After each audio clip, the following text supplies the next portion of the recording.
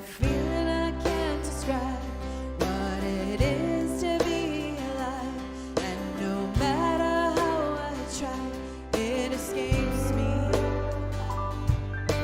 Heart set afire, glowing, crackling wild. This stops me in my tracks, yeah, it wakes me, and I say,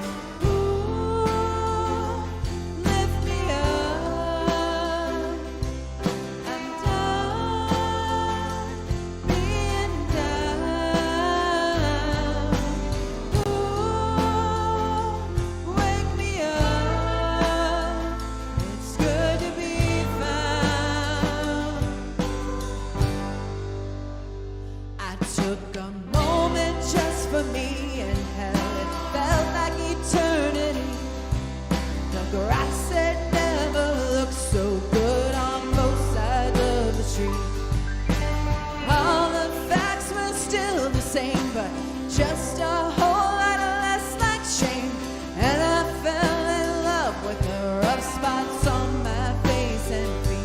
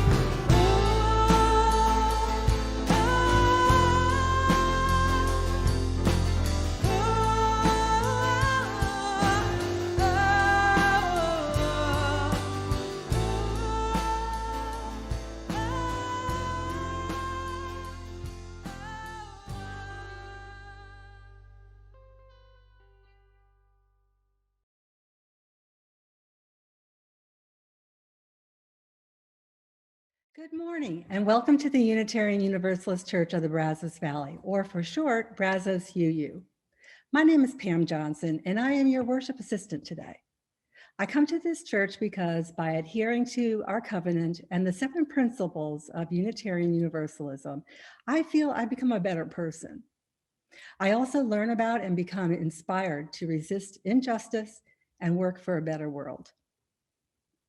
We are a welcoming congregation, which means we celebrate and welcome all people of any sexual orientation, race, age, gender identity, ability, or belief. So whoever you are, wherever you have come from, wherever you are in life's journey, you are welcome and encouraged here. Honoring the value of spiritual freedom and diversity, we have no statement of doctrine. As a covenanted community, we agree to a set of principles that we all follow as we search for truth and how it applies to ethical living. Unitarian Universalism is a faith of covenant, not creed. This means that Unitarian Universalists gain wisdom from all different sources. Welcome visitors, free thinkers, and free spirits. We are very happy to have you join us today and hope you will continue to get to know us better, perhaps finding us to be the church community you are looking for. We encourage everyone to visit our website, brazos-uu.org, which is our digital home in this time of great transition in our world. As a matter of fact, our website currently serves as our only home for two reasons. The first reason, which you have probably guessed, is COVID-19 and social distancing. But did you know that our original church building from the 1960s was bulldozed down after it was bought from us by the Department of Transportation? This was done in order to expand a road in College Station.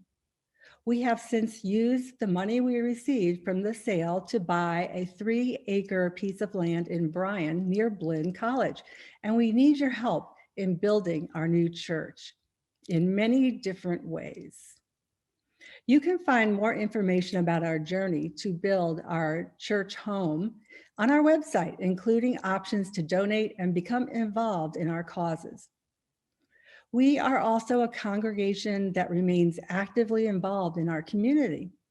One of our guiding principles, the 7th principle, honors respect for the interdependent web of all existence of which we are part. One great example of how we act on this is the Ministry for Social Justice and the Earth, or MSJE for short. This is a social action and community outreach arm of the Brazos UU Church. We strive to understand and address the many injustices faced by the surrounding community and partner with like-minded organizations and individuals in order to further our efforts to support our community. I am really proud of our recent early voting and Get Out the Climate Vote postcarding that we did.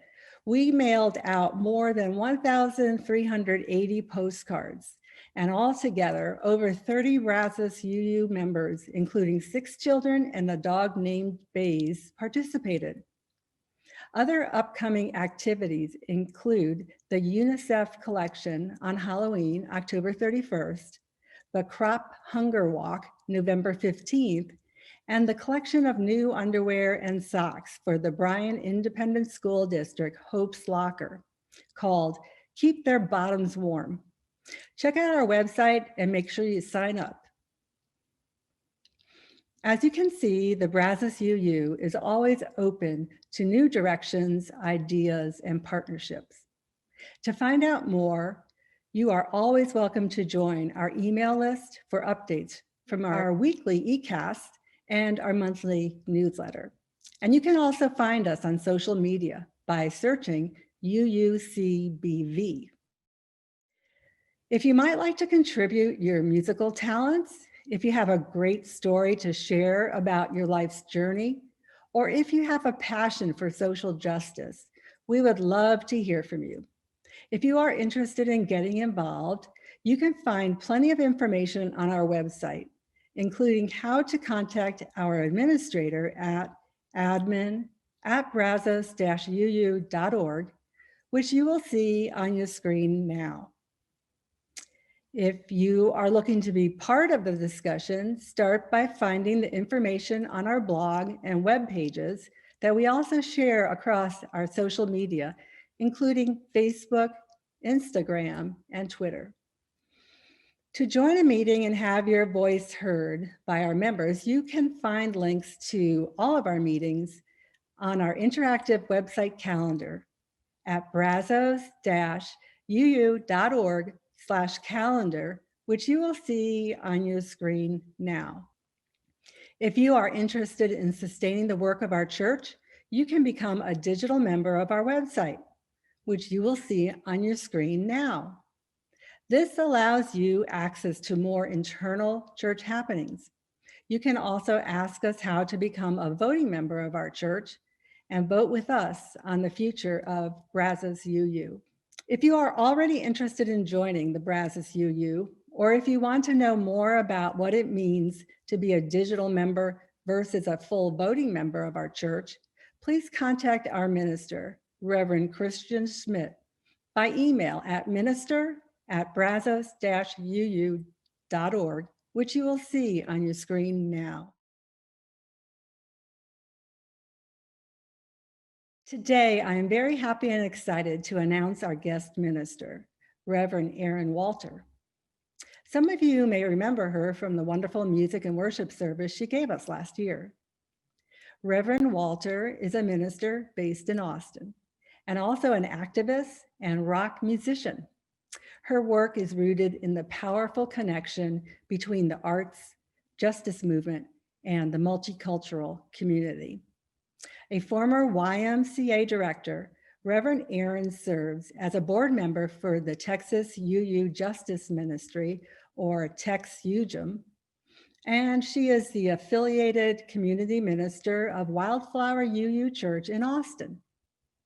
In this service, you will hear music from her band, Parker Woodland. You can find more about Parker Woodland on her homepage at parkerwoodland.com.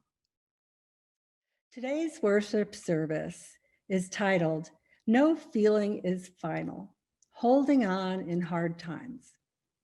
So now let's welcome Reverend Walter.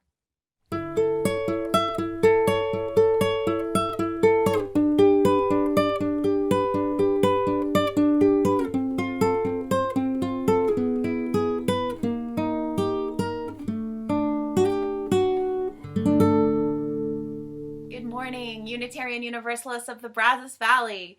It's so good to be with you again, even virtually. I always say to people, I hope you are well, all pandemics considered.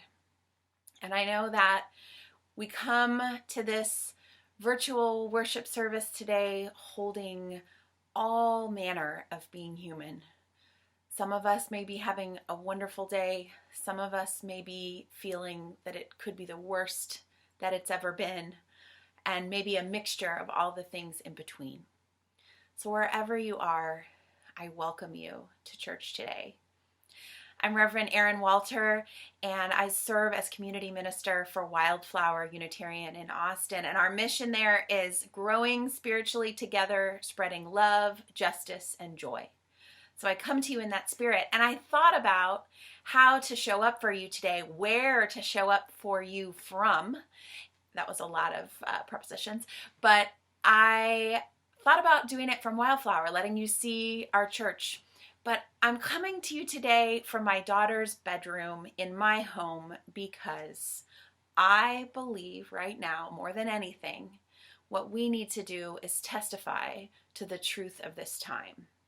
And the truth of this time is that my daughter's bedroom has the best Wi-Fi, and also that we are isolated. Things are not normal or typical or the way we might want them to be. And so it is a great offering to welcome people into your home. And I do that today with love and also in the spirit of just saying things are not right. And I preach from my home today. Welcome to worship. Our opening words come from Elandria Williams, great Unitarian Universalist leader who died recently. And if you're not familiar with the name Elandria Williams or E. Williams, please look them up. They have so much wisdom, such a legacy. They were co-moderator of the Unitarian Universalist Association from 2017 to 2020. This is an excerpt from E's We Are Worthy, and I hope you will go find the whole thing and really take it in. We are worthy, not because of what we produce, but because of who we are. We are divine bodies of light and darkness. You are not worthy because of what you offer, not because of what is in your mind, not for the support you give others, not for what you give at all. We are worthy and whole just because. Welcome to worship. I'm so glad you're here.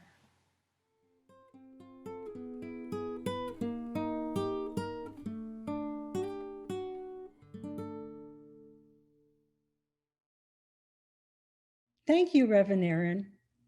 I invite you now to light your own chalice, if you have one, as I light our chalice today. Now please say our chalice lighting words with me. We light the chalice, the symbol of our Unitarian Universalist faith, as a beacon of hope for all who seek justice, dignity, and compassion, and in celebration of the life of truth and meaning we share together.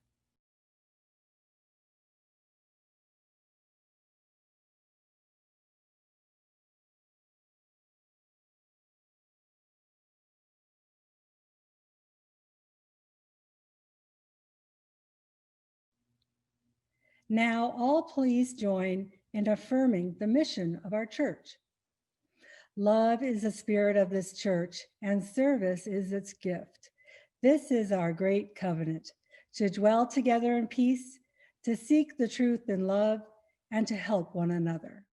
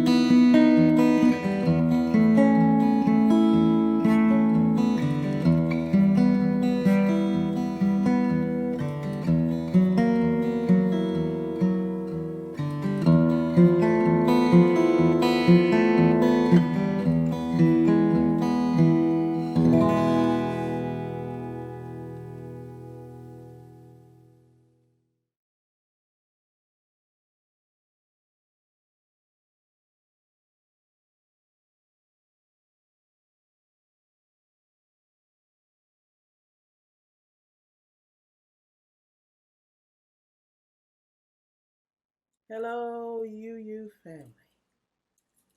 I'm going to sing a song with you called Shine on Me. It's an amazing spiritual that anybody can sing.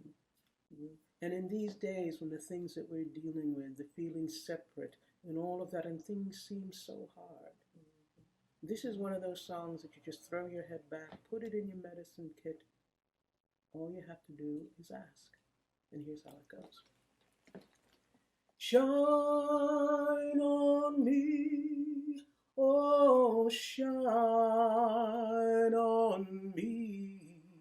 Let the light from the lighthouse shine on me, oh shine on me, yes, shine on me. Let the light from the lighthouse shine on me. Lift me up, oh, lift me up. Let the light from the lighthouse lift me up, oh, lift me up, yes, lift me up. Let the light from the lighthouse lift me up, oh, hold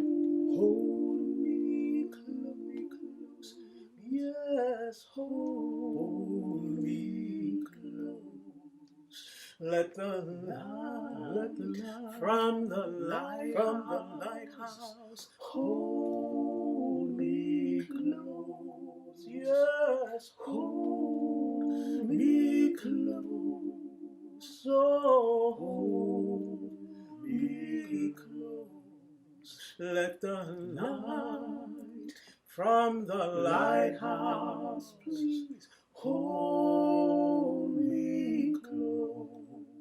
Oh, shine on me, shine on me, yes, shine on me. Let the light from the lighthouse shine on me. Oh, shine on me. Yes, shine on me. Let the light from the lighthouse shine on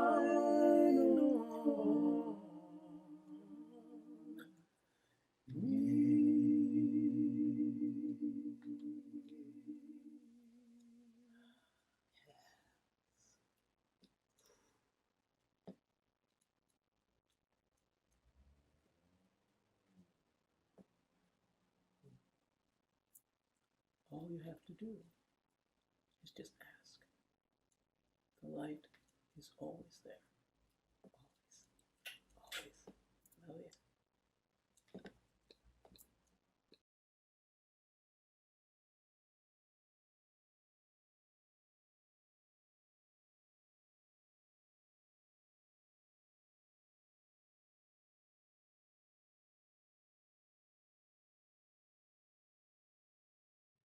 In our time for all ages today, I want to tell a story, especially for our young folks, but for all of us, of one of the hardest times in my life. A time that reminds me in some ways of this time. So I mentioned I'm in my daughter's room. When she was 6 months old, I was riding my bike in Chicago, where we lived, to my office downtown. I was a bike commuter and I loved riding my bike, and I was the director of literacy for an organization that was just about to have our grand opening the very next day of our literacy center called Open Books. People would come there and read and develop a love of reading and writing together. We had volunteers, the books were donated. It's a very special place, and I'm pleased to say that it still exists. So if you're in Chicago, go check it out. Really fun for kids, really cool kids reading section.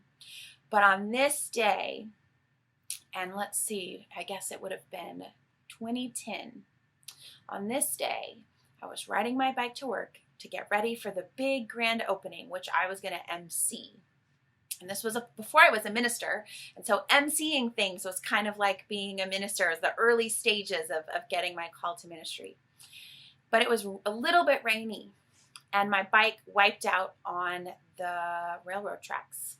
And so there I was, stuck between home and work, between where I'd come from and my destination, and just stunned and in pain, not sure what had happened.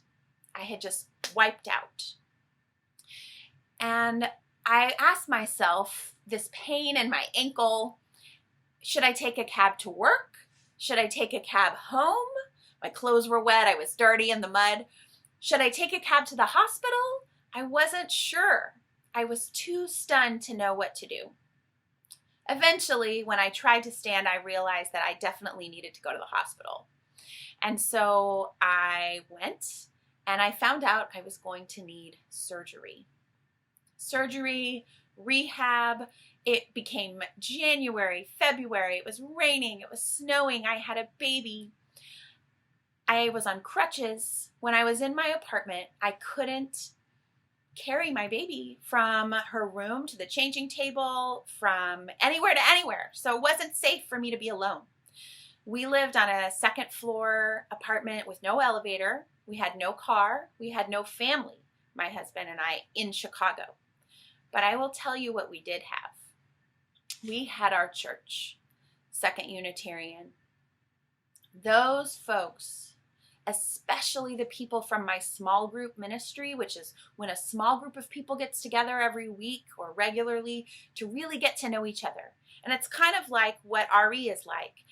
Kids in our religious education get together every week in a small group and get to know each other. And you can really be each other's supports. Well, these people from my Second Unitarian Church in Chicago small group were my support. They helped me go to doctor's appointments. They brought me meals. They sat with me and my daughter when we couldn't be alone while my husband was at his job. They helped me with rehab. And that, to me, is what church is about.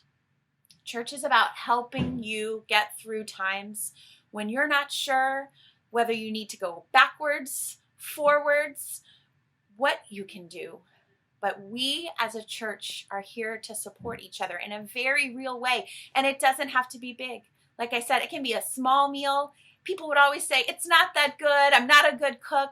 But it saved me because I was able to eat and to eat with love because people took care of me. So I think church is very important in hard times. And especially for our youth, I want to encourage you to take care of each other, to look out for the adults in the community, and just care for each other. It's the most important thing we can do right now. And I'll also tell you that I still emceed that opening the next day, and my temporary cast was bedazzled with sparkle, and I wore a pink feather boa because, as I'm going to talk about in this service, I believe that life can contain joy and delight and color and beauty, even as it contains great pain and struggle too.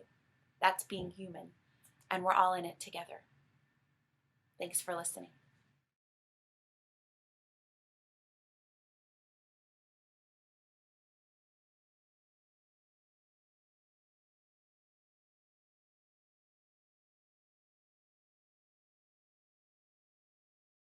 If we were having worship service in person, this is the time when we would pass the basket. This church shares the proceeds of the offering plate donation every week to support important nonprofit organizations with which we work. We are proud to support UU the Vote for September and October. Many of us are working on this grassroots effort to engage and inform voters who need to reclaim their voting power. Remember, your vote is your voice and your power. If you wish to make a donation, you can mail your check, or for your convenience, you can donate online. On our homepage at brazos-uu.org, you can find our mailing address at the bottom, and at the top, you will see a Donate Here tab to click to see donation options. You will see how to donate in the chat box now. Just go to www.brazos-uu.org/donate-here. May each of us look into our hearts. How much love, how much generosity, how much faith, how much gratitude, how much hope is there? We give thanks for these gifts we have given, for those we receive, and for each other.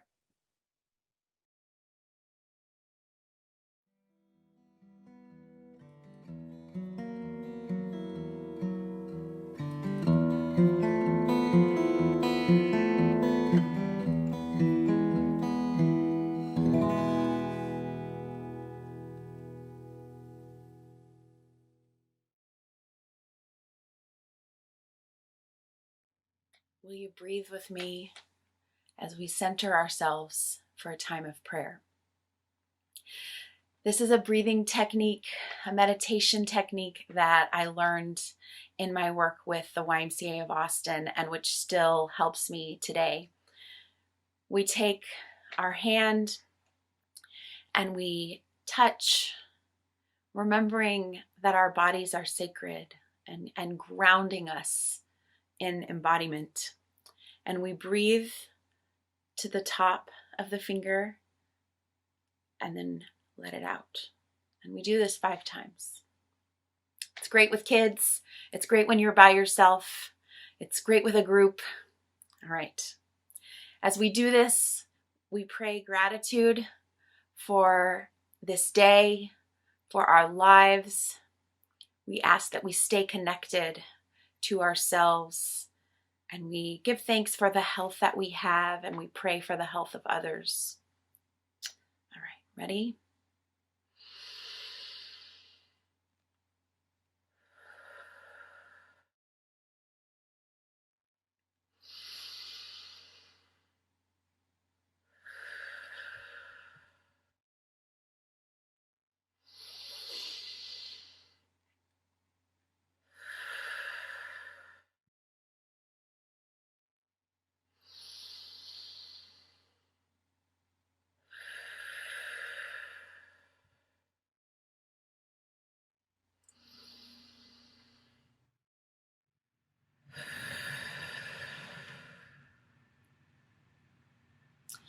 May love, justice, and joy be close to us, just as close as we can feel our own hands. And may we be the hands of love, justice, and joy in the world. Amen, and blessed be.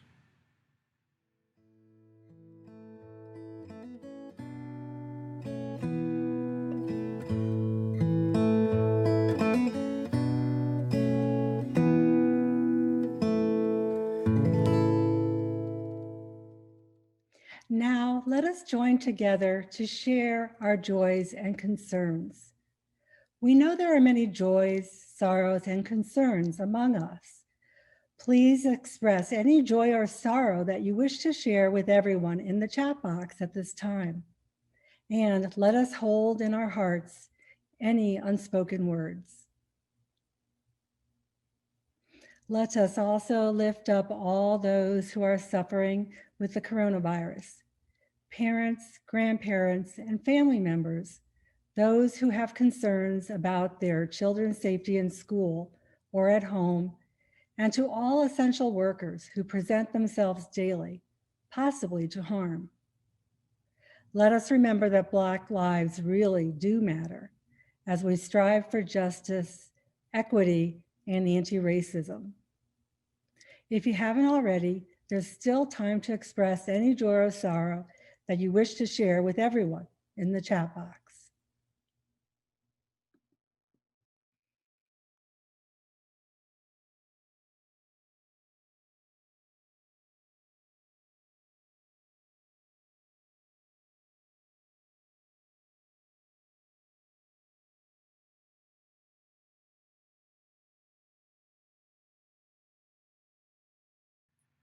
Our reading this morning is by the poet Rainer Maria Rilke.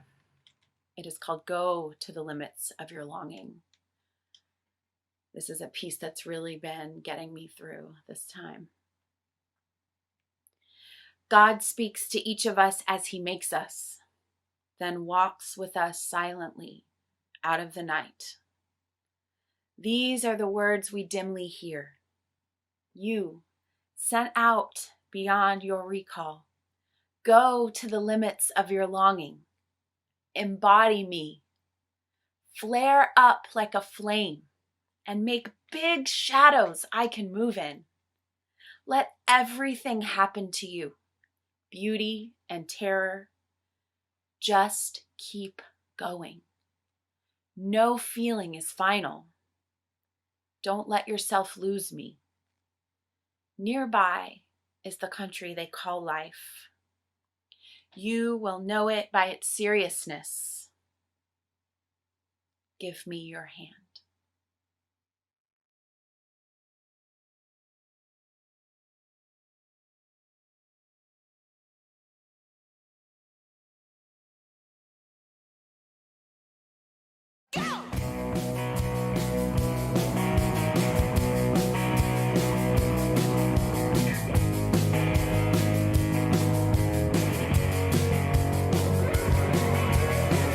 It's a hard time to look for hope when the truth can feel like a joke or worse.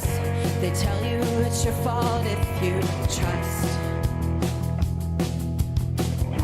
But there's one thing I know, it's this: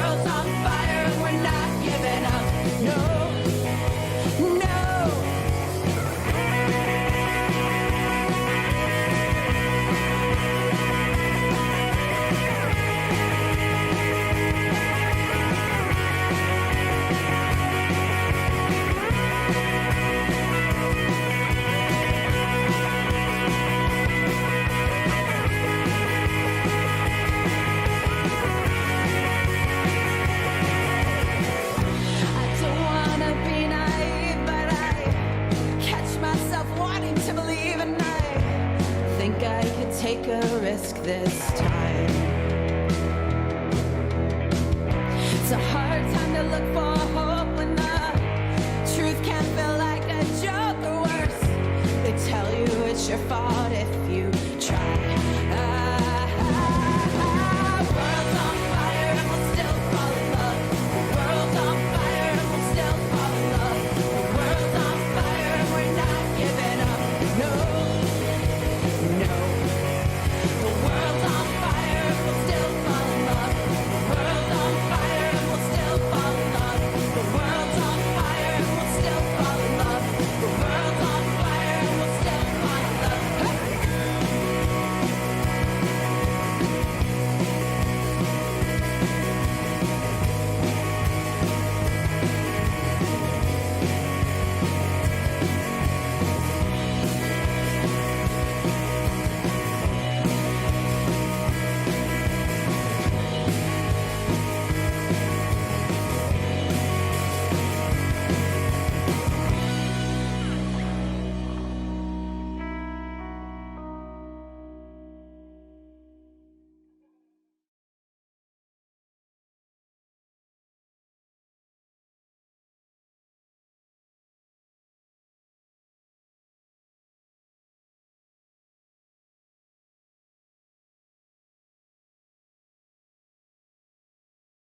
So I want to tell you something about that video that you just saw for The World's on Fire and We Still Fall in Love.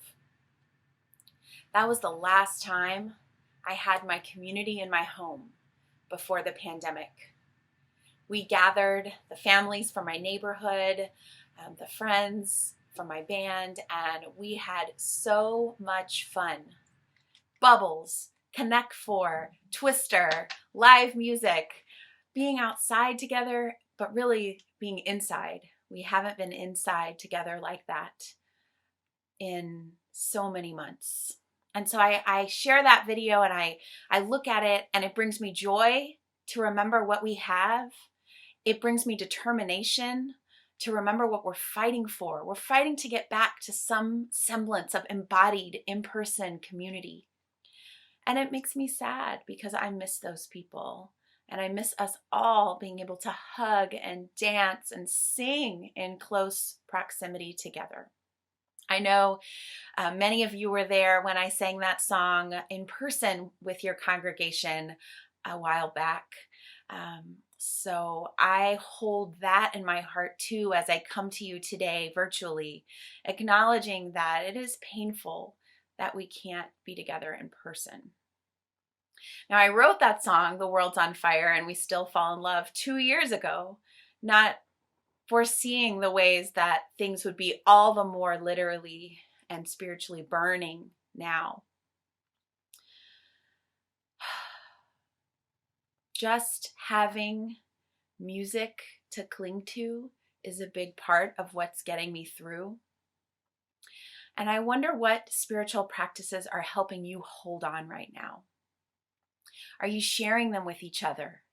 Are you reaching out and saying to someone, I found a song that really brings me joy even on a hard day. Have you heard this song?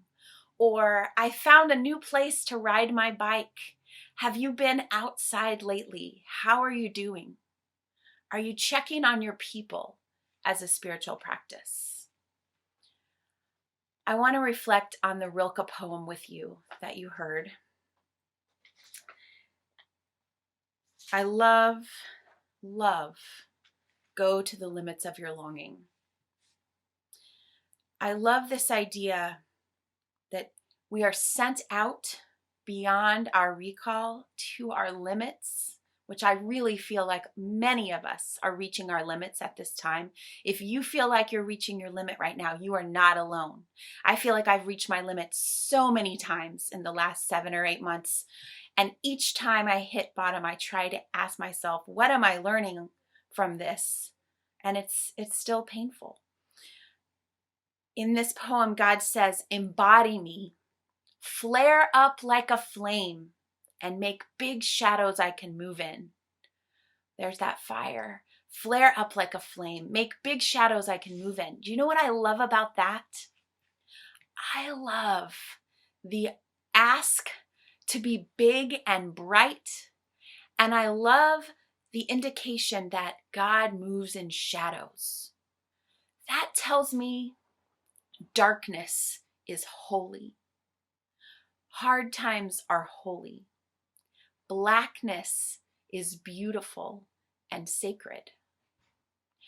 During this time, when we have some time for poetry, for reflection, for quiet, for solitude, which may feel like isolation at times, but can also be a gift.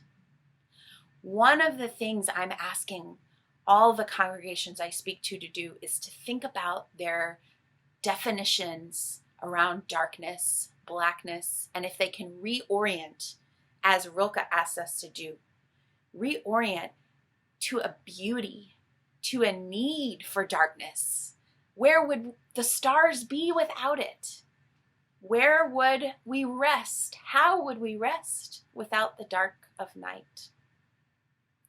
So make those big shadows that the divine can move in and see what we might learn. Let everything happen to you, Rilke says, beauty and terror. Just keep going. No feeling is final. That is a mantra for me right now, y'all. No feeling is final. No feeling is final. Hold on to that. My heart has broken open so many times during this pandemic, both over the hundreds of thousands of people in the US alone who have died from COVID-19, but the people who have died of other things and whom we haven't been able to properly mourn because we can't get together. Friends we've lost to suicide, to cancer, to accidents. Hold on. No feeling is final.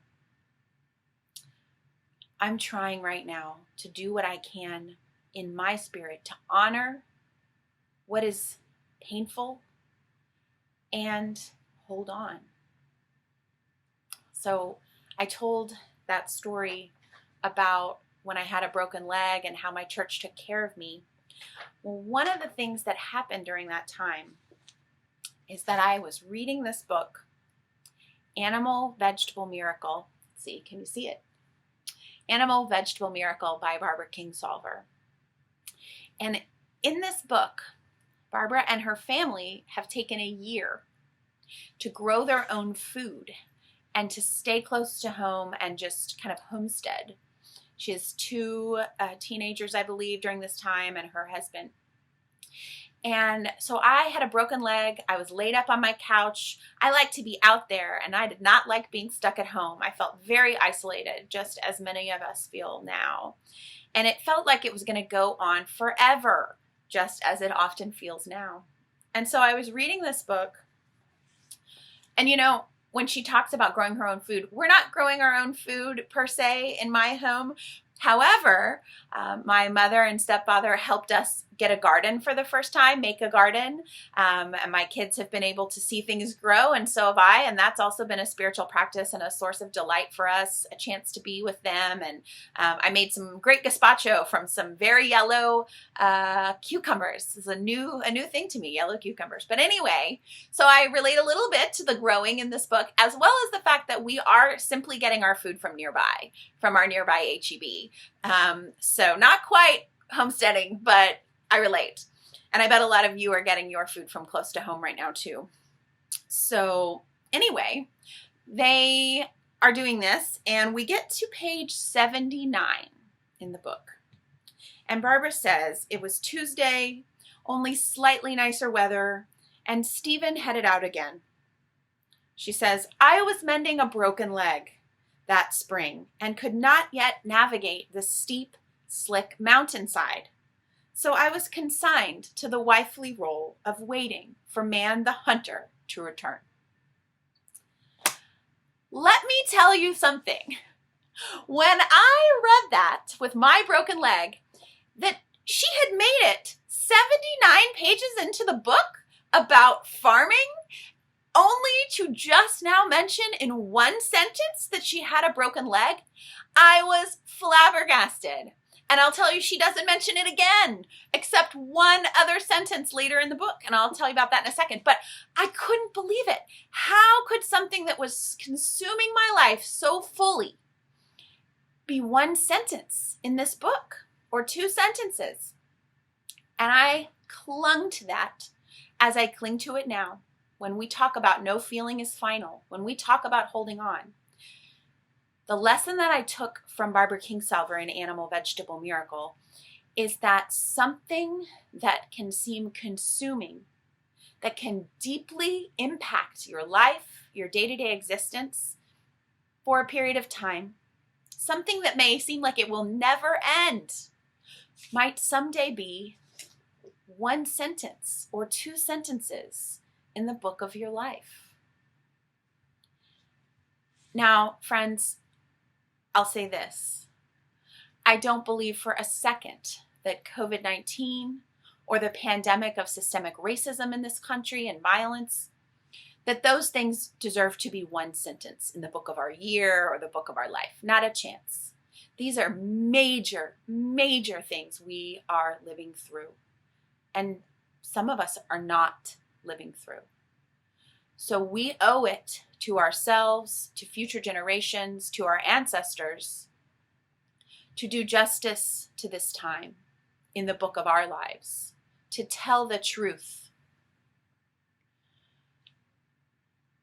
But what gives me hope is that we can decide what the story is going to be. We can decide with our votes. We can decide with the spirit that we bring to every connection, with every neighbor, every church service. We can decide, are we going to engage with this work of making things better, of building the world we dream about? Sometimes it feels like there's nothing we can do. Please don't despair. There are always things you can do. And if you are despairing, if you are tired, if you are sick, the first thing you can do is just be. Just get through the day. A friend of mine shared a quote that she heard on the show called The Midwife that was, just keep living until you feel alive again. As Alandria Williams said, you are needed just because. So if that's where you're at today, just keep living until you feel alive again. And then when you have a little bit to give or a lot to give, know that even in this time, some access is heightened.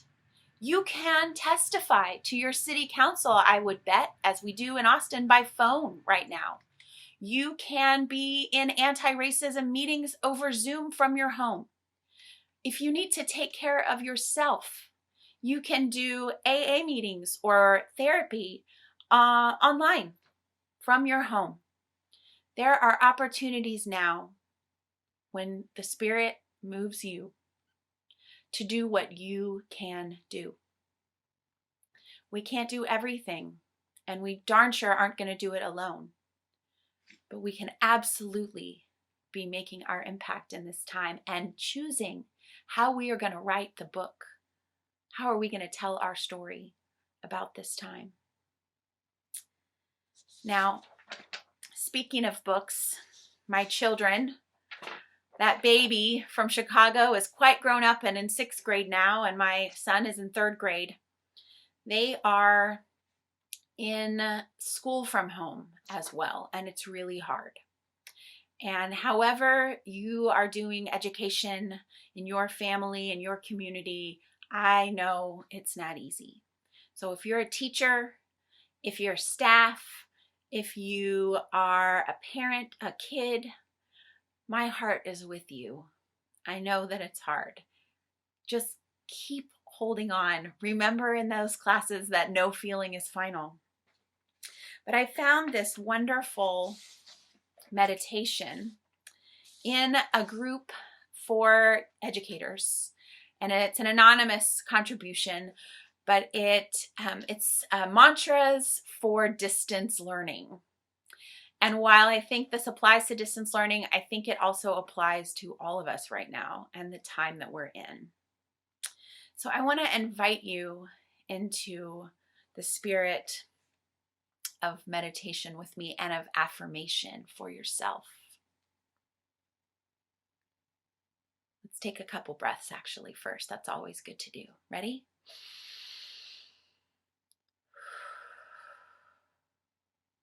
How about one more?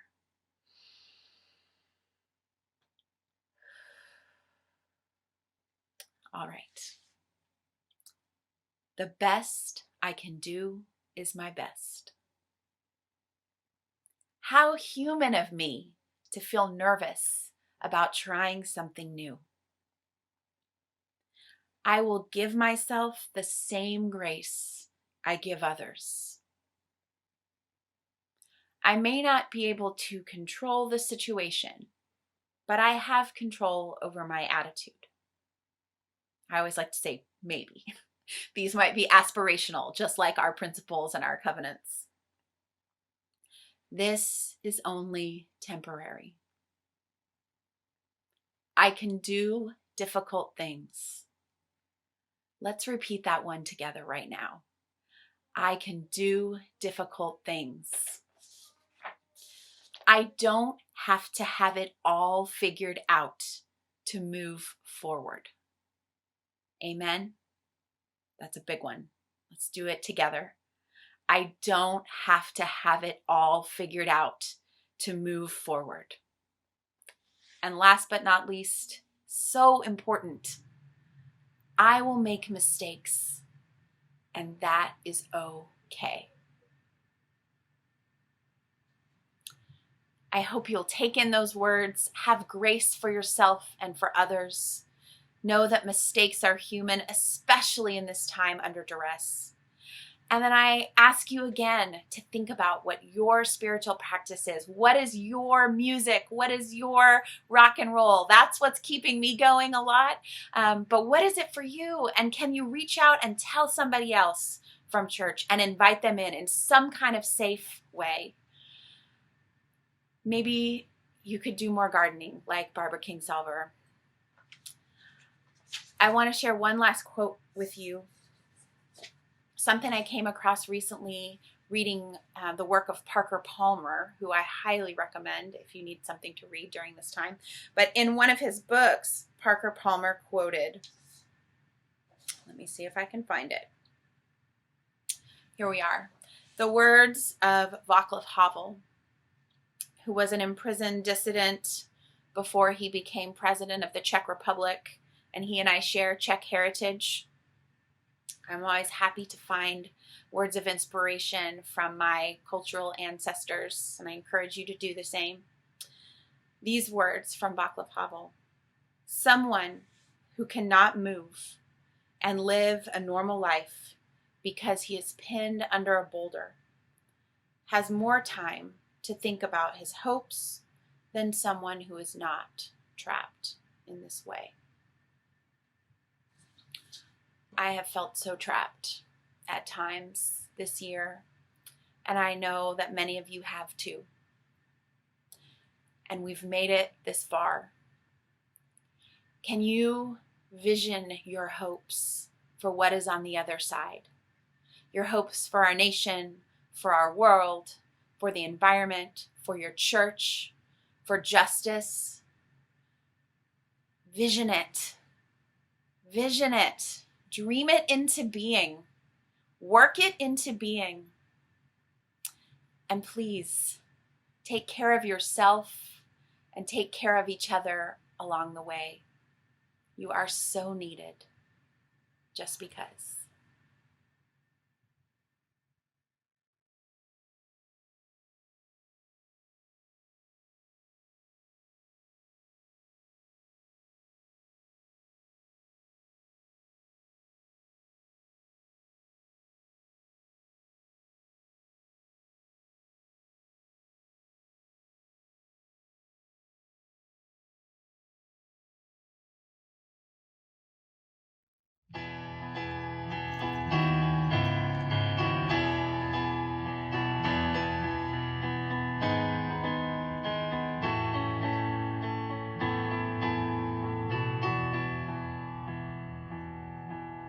My life flows on in endless song above earth's lamentation.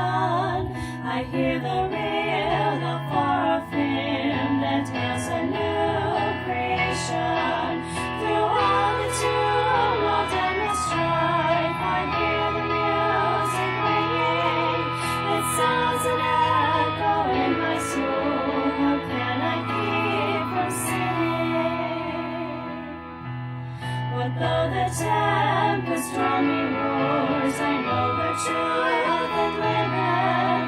What though the darkness round me grows, songs in the night it giveth. No storm can shake my inmost calm, while to the rock I'm clinging. Since love prevails in heaven and earth, how can I keep from singing? When tyrants tremble as they hear the bells of freedom ringing, when friends rejoice both far and near, how can I keep from singing? To prison cell and dungeon vile, our thoughts to them are ringing. Send friends for shame or undefiled, how can I keep from singing? How can I keep from singing?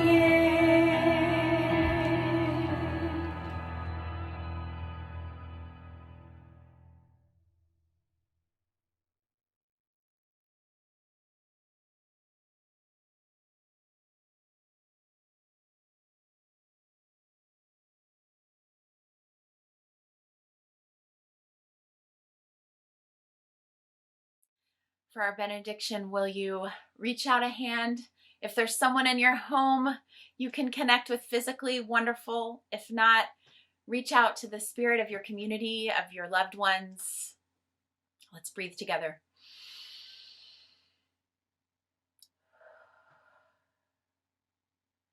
No storm can shake my inmost calm. I hear the music ringing. Love prevails in heaven and earth. How can I keep from singing? Find your song, friends. Find your spiritual practice. Cling to it, share it. Let it nourish you for the work of justice, the work of simply surviving a pandemic, the work of building beloved community in new ways. Go in love and peace. Amen. Blessed be.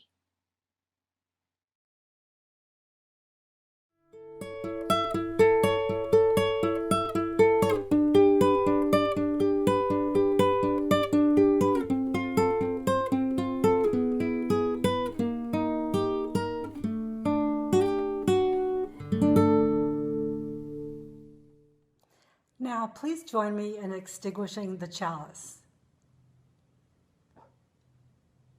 Please repeat with me. We extinguish this flame, but not the light of truth, the warmth of community, or the fire of commitment.